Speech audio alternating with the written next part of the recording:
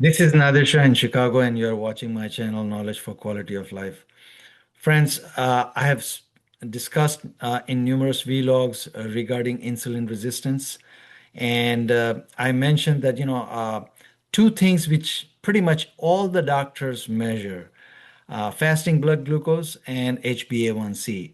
That's not unusual, but that doesn't tell us the whole story of insulin resistance.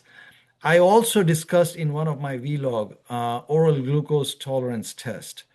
And also I have mentioned in a couple of vlogs how to calculate HOMA-IR by checking the fasting insulin. So please look at those vlogs, to make sure that, we are not in the camp of insulin resistance, but we are in the camp of insulin sensitivity. Today, I wanted to discuss quickly about a test which very few folks know about it, and that's called Kraft Insulin Assay. This is the gold standard to find out that somebody is insulin resistant or not, because it tells us the story way before somebody can get declared as a diabetes, via fasting blood glucose or HbA1c.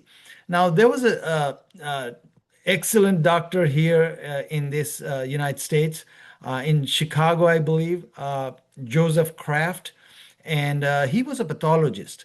So what he did, he did more than close to, they say one sighting says that, about 3,000, one sighting says 4,000, but he did, close to 4,000 autopsies, and he observed something unusual.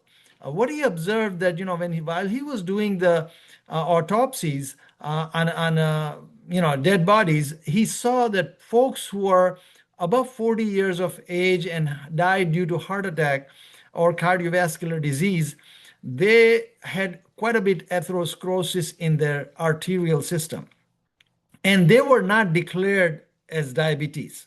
Okay, so he made a quite keen observation, and he conducted a test inside his clinic. He started measuring the insulin for a lot of folks. So I wanted to share this concept with you which he alluded to in the past, and most of the folks, if you know that Framingham study, which is the largest study in the United States, or in fact in the world, there's a town, Framingham town in Massachusetts, and they have the longest heart study.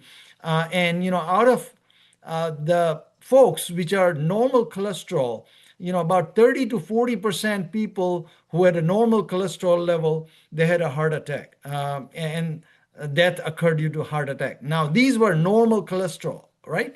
So the lipids were normal and they had a heart attack. So the story which we've been, sold over the years, that, cholesterol is the, enemy, and, it creates the first heart disease. Something else happens before actually cholesterol needs to be blamed. Okay, and that's insulin resistance, and that's Joseph Kraft pointed out, and he did this trial in his clinic. So what I'm going to do, I'm going to give you a gist of it. It's a very detailed, and I'm going to include in the description as well. So you need to look at it. If you are a borderline, or if you think that you are normal and you are somehow compromised at the insulin level, fasting insulin level, then you need to do this, Kraft Insulin Assay. It's a long test. I've done it, in 2023. So I'm going to share my screen with you quickly to get to the nuts and bolts of this Kraft Insulin Assay. So what I did, I gave an inquiry. There's a lot of research papers, ton of material out there, and I didn't want to get into the mumble jumble. I wanted to make it clear cut, simplified version. So I gave a command to the Chat GPT, and Chat GPT gave me a very brief, description and details that what this test entails. So I'm going to go quickly, and I'm going to share this thing under my description so you can read rub on your time, because in the interest of the time of the vlog, I'm not going to go too much in detail. So Dr. Joseph Kraft was an American clinical pathologist, best known for pioneering concept of abnormal insulin responses often appear many years before abnormal blood glucose levels. He spent decades studying insulin dynamics and became widely known for the phrase, this is his quote, "Those with cardiovascular disease not identified with diabetes are simply undiagnosed." So this is what he observed and he's talking about. His work focused on what he called diabetes in situ, means people are carrying diabetes, but not from the perspective of, fasting blood glucose marker or HbA1c, but they are carrying the diabetes in their body. And we'll look at it, what he's talking about. Early metabolic disease characterized by hyperinsulinemia. That's the term he said, hyperinsulinemia, and insulin resistance despite normal fasting glucose or normal glucose tolerance test. We call it, it's a 2-hour test, OGTT. I've done that as well in 2023. Dr. Kraft analyzed more than 14,000 oral glucose tolerance tests with simultaneous insulin measurements, ultimately publishing findings from about 3,650 detailed patient studies. And this is the link here in British Medical Journal. If you see the link, bmj.com. Now, what he said, basically, Kraft Insulin Assay is, taking the oral glucose tolerance test and series of measurements of insulin. So when you go for the test, the protocol calls for, of course, you have to do at least minimum 12-hour fast. Then they'll administer 100 grams of 𝗥𝗀𝗀𝗆 solution. Before they give you a 𝗥𝗀𝗀𝗆 solution to drink, gulp it down in few seconds. They will draw your insulin, fasting insulin. So they got one measurement as a fasting insulin. So the blood draw occurs like this. Okay, at fasting level, they measure the insulin. Then they set the timer at 30 minutes. They'll measure another insulin level. Okay, what happened after the administration of the 𝗥𝗀𝗀𝗆?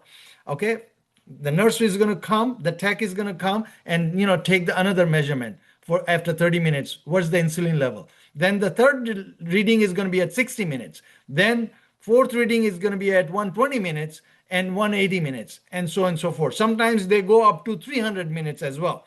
So it's a long duration test. Sometimes it takes 5 hours. You are there for 5 hours.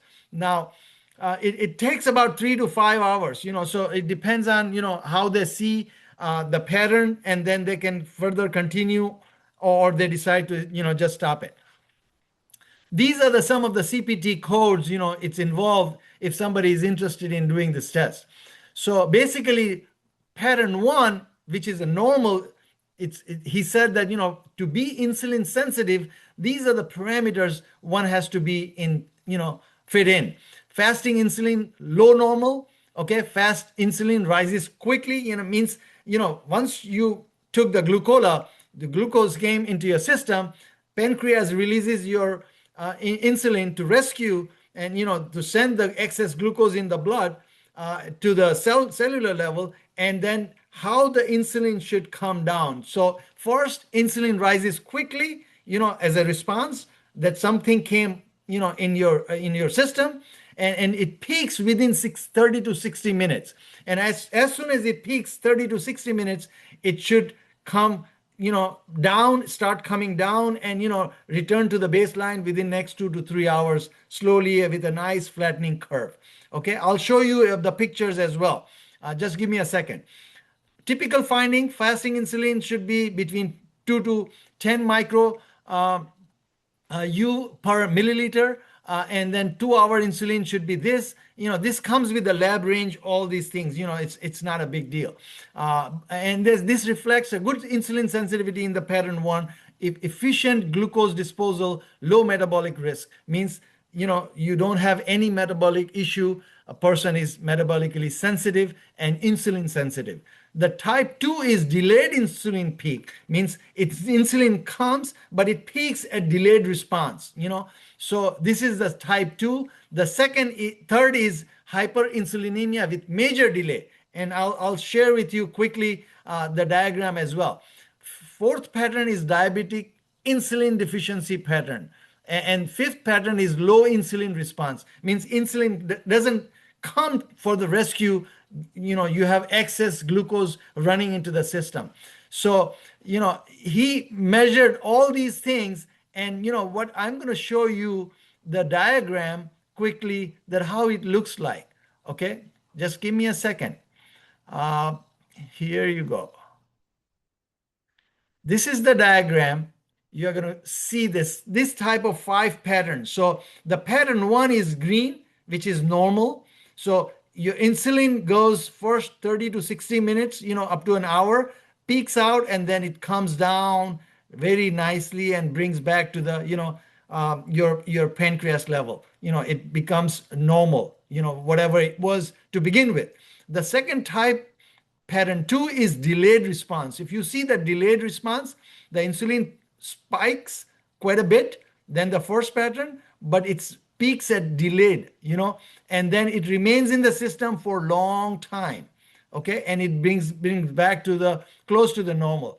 The type pattern 3 is pretty much delayed response. If you see that, it peaks out a little over 2 hours. Okay, so it means that for 2 hours, the insulin is running into the system along with the excess glucose, and then pattern 4 here is pretty much delayed response here, then the pattern 3, and then it doesn't bring to the normal. Again, in pattern 3, it doesn't bring to the normal, so insulin is moving around into the system. Pattern 5, which is probably most likely, it's defined here, type 1 diabetes, because you don't have much insulin to begin with, for the rescue of your excess glucose which came to the system. So this is the pattern 5. So now he's defined pattern 2, 3, and 4 as hyperinsulinemia. So this pattern, yellow pattern, is 2, 3, orange, and red is 4. It's called hyperinsulinemia. It means that the insulin is running into our arterial system much longer than it's supposed to be. Okay, so this is the type of a diabetes which Joseph Kraft called for as hyperinsulinemia. And this is undiagnosed, what he's talking about. Okay, this gets undiagnosed because this thing is going to give you a better picture way before it's going to reflect in your fasting blood glucose or HbA1c, which a lot of doctor tracks. Okay, it's a false. Sometimes we are living in a la-la land that knowing that okay, with these 2 markers we are okay, but sometimes if you don't see the picture, the biggest elephant in the room, I said before, that it's an insulin, and if you don't track your insulin, how it behaves dynamically, at the fasting level, and once we eat our food, how our insulin behaviors moves around within 2 to 3 hours, we are at risk. So let me stop share my screen here and come back here. So this test is the gold standard, as I said, that to measure somebody if they are in the camp of insulin resistance or insulin sensitivity. Okay, so I wanted to share this also with you guys, that if somebody is very keen in finding out that how insulin sensitive you are or you are at risk, then this test is for them as a gold standard. Because I said in the past that insulin resistance is mother of all the diseases as far as non-communicable diseases are concerned. Remember, mark my words. If I've been digging this stuff, medical literature for the last 9 years, and I haven't seen a single disease which is not impacted by insulin resistance. Okay, and also just like I said in the past, many vlogs, that your D is also very strongly correlated with your insulin resistance. Lower the D, greater the chance of insulin resistance. Okay, because because D is something that once it gets processed through the kidney, it becomes the hormone. It gives the command to your beta cells which are present in your pancreas, which releases the insulin. So when beta cells don't receive these vitamin D, hormonal form, over the time they die. Those beta cells die. If they die, then the command to the pancreas is not being delivered properly so that it can release the insulin, and insulin activity is not going to be there. So make sure that to become insulin sensitive, you have to make sure that our beta cell functions are at its peak. That's why I said in my past vlog that when we test our fasting insulin, make sure that you test your C-peptide as well. C-peptide gives you your pancreatic activity, the function of the pancreas. Either your pancreas functions are compromised or not. Are they functioning properly? If they are within the tolerant range, then it's going to give you a very, very early indication if pancreas is getting compromised. So I hope you learned something from today's vlog. If you have any questions, concerns, please include in the comment section, and I'll try to address in the timely manner. I hope to see you next week. Bye.